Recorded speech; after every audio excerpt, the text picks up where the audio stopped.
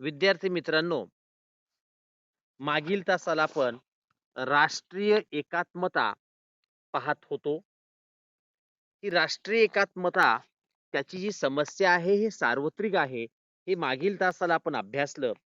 आज आपल्याला राष्ट्रीय एकात्मतेमध्ये राज्याची भूमिका अभ्यासायची आहे. कोणत्याही देशामध्ये राष्ट्रीय एकात्मतेची जी समस्या आहे, ही समस्या दूर करून देशाला एकसंघ ठेवणं आणि राष्ट्रीय एकात्मता साधणं यामध्ये राज्याची भूमिका काय आहे हे आपल्याला अभ्यासायचं आहे. तत्पूर्वी राष्ट्रीय एकात्मतेशी संबंधित अशी समान मूल्य असतात, की ज्या समान मूल्यामुळं राष्ट्राची एकात्मता ही साध्य होत असते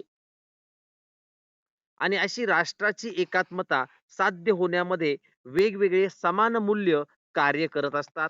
मग ज्या देशामध्ये समान नागरिकत्व आहे, अशा देशामध्ये सर्व लोकांना एकच नागरिकत्व मिळतं आणि या समान एकाच देशाच्या नागरिकत्वामुळं त्या देशातील लोकांमध्ये एकात्मता लवकर प्रस्थापित होते. उदाहरणार्थ आपण भारताचा विचार केला तर भारतामध्ये प्रत्येक घटक राज्याचं नागरिकत्व मिळत नाही. फक्त संपूर्ण देशाचं एकच नागरिकत्व मिळतं. ते म्हणजे भारतीय नागरिकत्व. आपण सगळे म्हणतो, की आम्ही भारताचे नागरिक आहोत.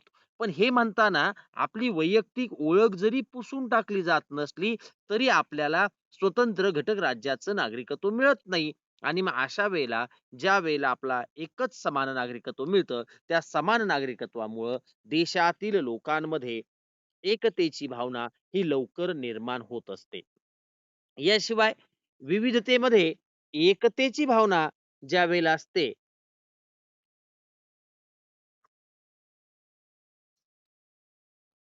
त्या विविधतेमध्ये ज्यावेळेला लोकांमध्ये एकता निर्माण होते, एकता प्रस्थापित होते, त्यावेळेला सुद्धा या विविधतेतून एकता या मूल्यामुळं राष्ट्रीय एकात्मता प्रस्थापित होत असते. ज्या देशामध्ये राहणारे जे लोक आहेत, या लोकांची आपल्या राष्ट्राप्रती जर निष्ठा असेल, प्रखर निष्ठा राष्ट्राप्रती असेल, तर त्या मूल्यामुळे सुद्धा राष्ट्राप्रती निष्ठा या मूल्यामुळे सुद्धा राष्ट्रीय एकात्मता ही दृढ होत असते, ती प्रस्थापित होत असते आणि म्हणून राष्ट्रीय एकात्मतेसाठी राष्ट्राप्रती निष्ठा असणं हे अत्यंत गरजेचं असतं. याशिवाय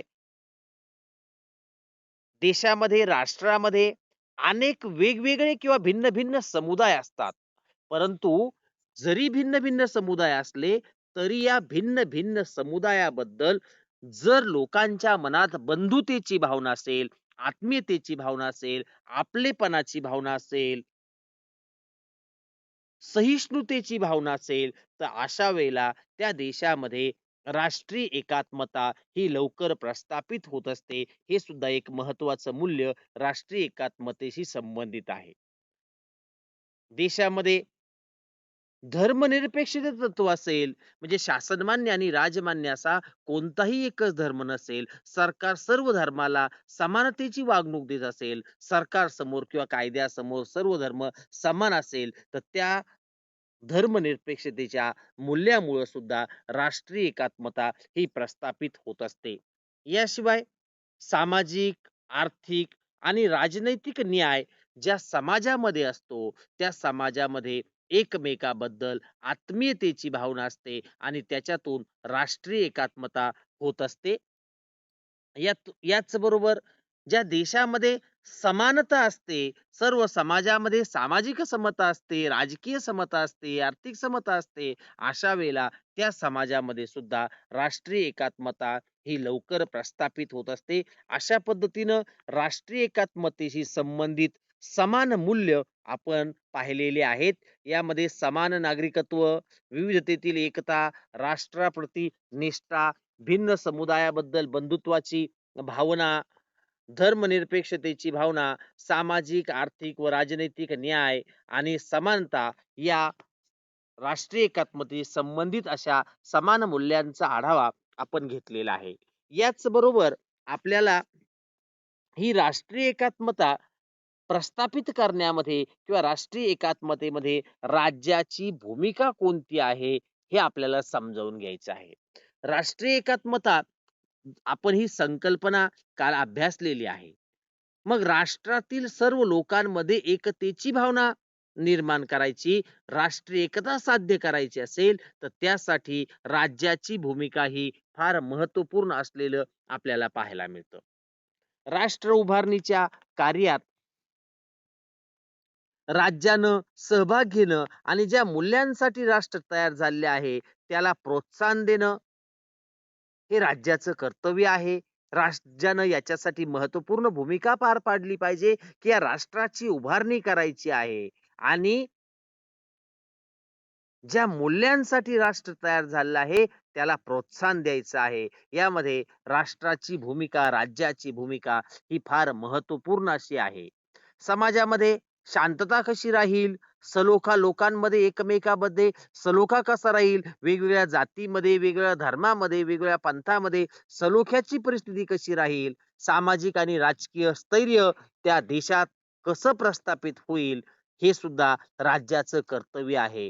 आणि एवढंच नाही तर त्या देशाची आर्थिक प्रगती कशी होईल, त्याला प्रोत्साहन देणं आणि नागरिकांचं अंतर्गत आणि परकीय आक्रमणापासून संरक्षण करणं हे राज्याचं कर्तव्य आहे. म्हणजे पॉलिसी स्टेटचं कर्तव्य, की परकीय आक्रमणापासून देशाचं संरक्षण करणे, नागरिकांचं संरक्षण करणे. याच बरोबर अंतर्गत जर सशस्त्र उठाव झाला, बंड झालं, तर अशा वेळेला सुद्धा एक नागरिकांचं संरक्षण करणं हे राज्याचं कर्तव्य आहे. याच्यातून राष्ट्रीय एकात्मता प्रस्थापित होईल.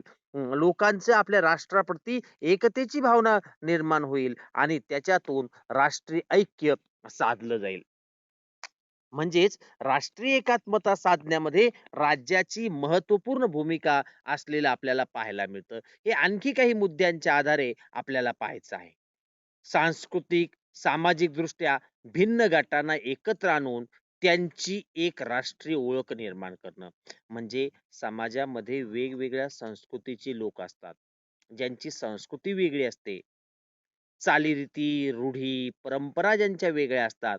म्हणजे ते सांस्कृतिक दृष्टिकोनातून आणि सामाजिक दृष्टिकोनातून वेगवेगळे गट, भिन्न-भिन्न गट देशामध्ये अस्तित्वात असतात आणि असे ज्यावेळेला भिन्न-भिन्न गट देशामध्ये अस्तित्वात असतात, त्यावेळेला या गटांना एकत्र आणायचं, एकसंघ बांधायचं आणि त्यांची एकत्र एकच राष्ट्रीय ओळख निर्माण करणं हे राज्याचं कर्तव्य आहे. ही भूमिका राज्याला पार पाडावी लागते. तेव्हा त्या वेगवेगळ्या गटांमध्ये ऐक्य निर्माण होतं आणि आम्ही सगळे एक आहोत. आमचा हा देश आहे, आमचं हे राष्ट्र आहे.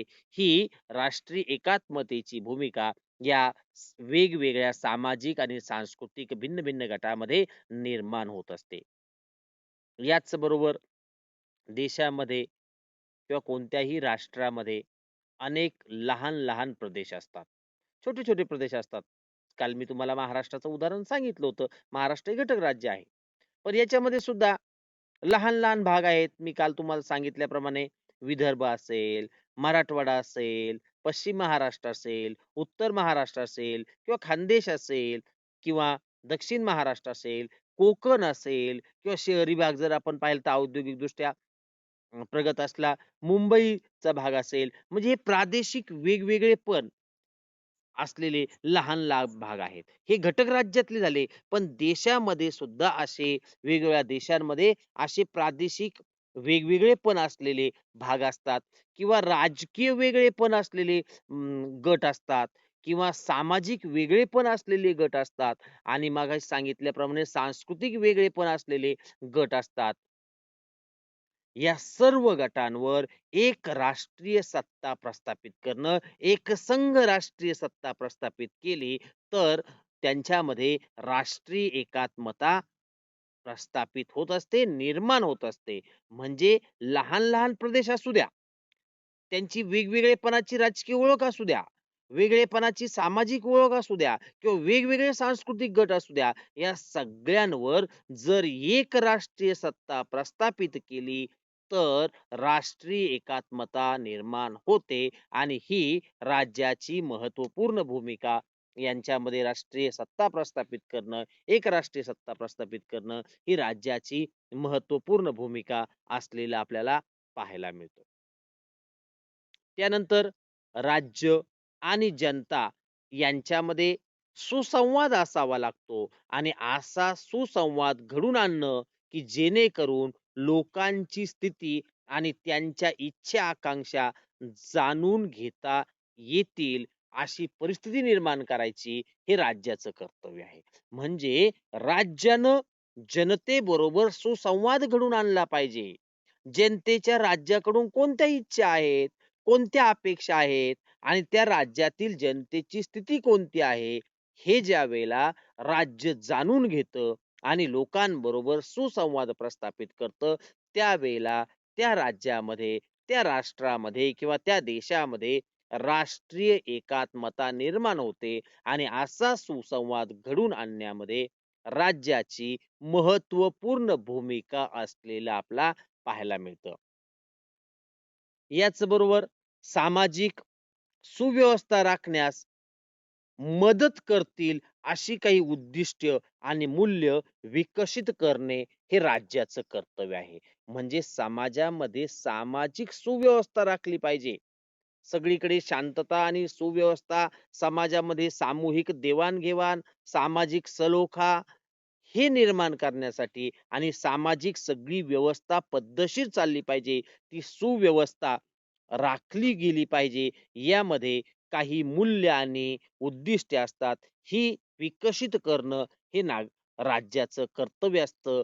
या पद्धतीनं राज्यानं राष्ट्रीय एकात्मता साध्य करण्यामध्ये महत्त्वाची भूमिका बजावणं अभिप्रेत असतं. म्हणजे राज्यामध्ये राष्ट्रीय एकात्मता निर्माण करण्यामध्ये राज्याची महत्त्वपूर्ण भूमिका असलेलं आपल्याला पाहायला मिळतं. ज्यावेळेला देशातील नागरिक हे समान मूल्य आणि प्राधान्यक्रम जपतात आणि परस्परांशी संवाद साधतात, त्यावेळी राष्ट्र एकसंघ राहतं. म्हणजे राष्ट्र एकसंघ राहण्यामध्ये नागरिकांनी समान मूल्य जपणं गरजेचं असतं. समान मूल्य कोणती आहेत?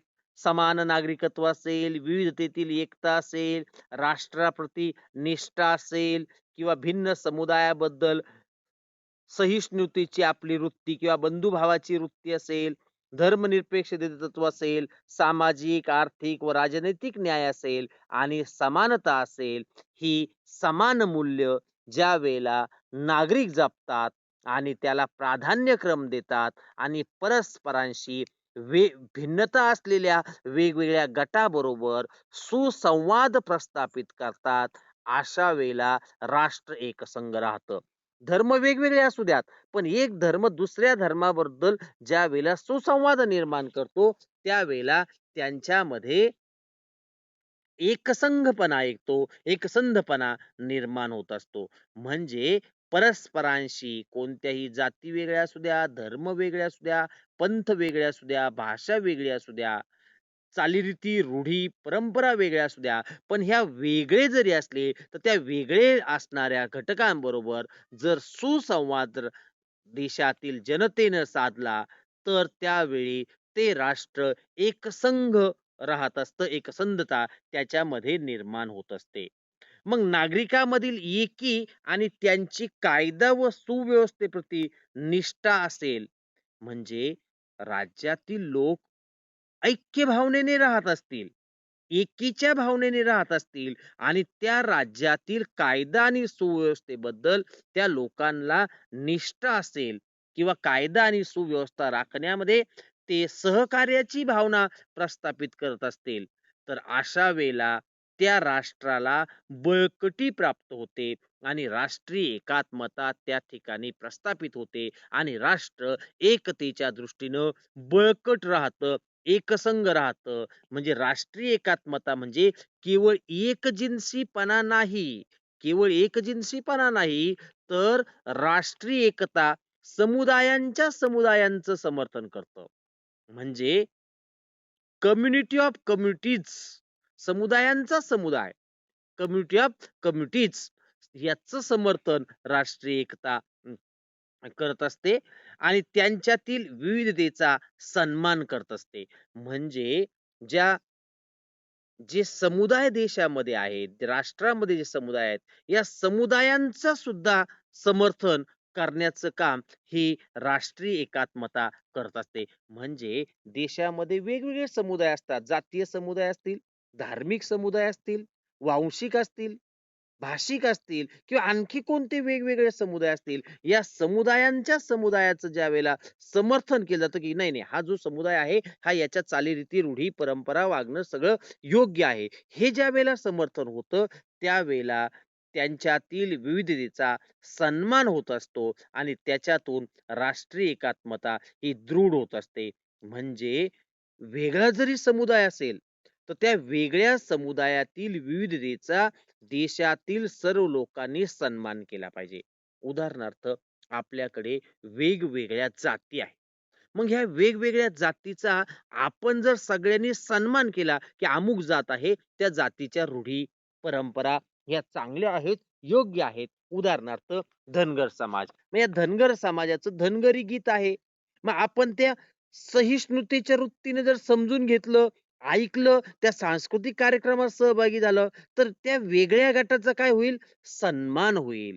आणि म्हणून वेगळा जरी गट असेल, तरी या वेगळ्या गटात तिथं त्यांचा काय केला पाहिजे? सन्मान केला पाहिजे. त्यांच्या रूढी, परंपरा, चालीरीती याचा आपण सन्मान केला पाहिजे. भारतामध्ये वेगवेगळ्या जाती आहेत.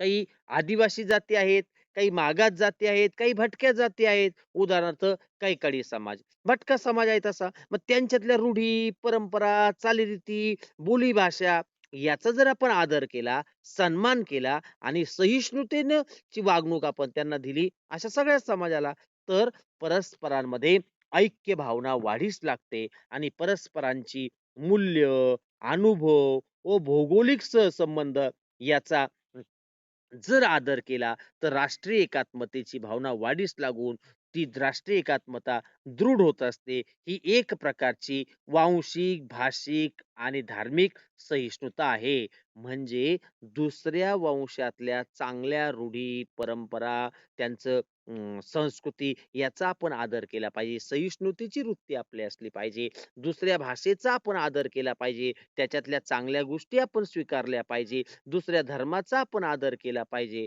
आणि दुसऱ्या धर्मातील चांगल्या रूढी, परंपरा, संस्कृती हे आपण जर स्वीकारलं आणि त्यांच्या धर्माप्रती आपली सहिष्णू वृत्ती असली, चांगली वृत्ती असली, आदरयुक्त वृत्ती असेल, तर त्या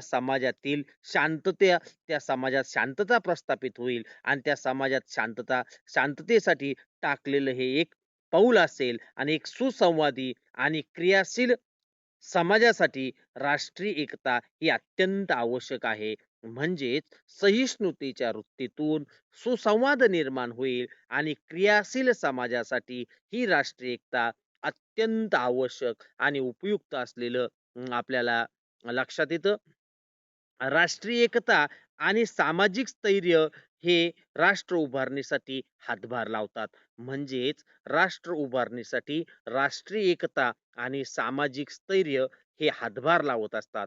म्हणजे राष्ट्र उभारणी करायची आहे, राष्ट्राचा विकास साधायचा आहे, राष्ट्राची जडणघडण करायची असेल, तर याच्यासाठी राष्ट्रीय एकता आणि समाजामध्ये सामाजिक स्थैर्य असणं हे अत्यंत आवश्यक आहे. अशा पद्धतीनं राष्ट्रीय एकात्मतेमध्ये राज्याची महत्त्वपूर्ण भूमिका आहे आणि राष्ट्र उभारणीच्या कार्यामध्ये राज्याला अशा पद्धतीनं महत्त्वपूर्ण भूमिका पार पाडावी लागते. नव्हे तर कोणतंही राज्य, कोणताही देश राष्ट्रीय एकात्मता प्रस्थापित करण्यासाठी या सगळ्या बाबी करत असतं.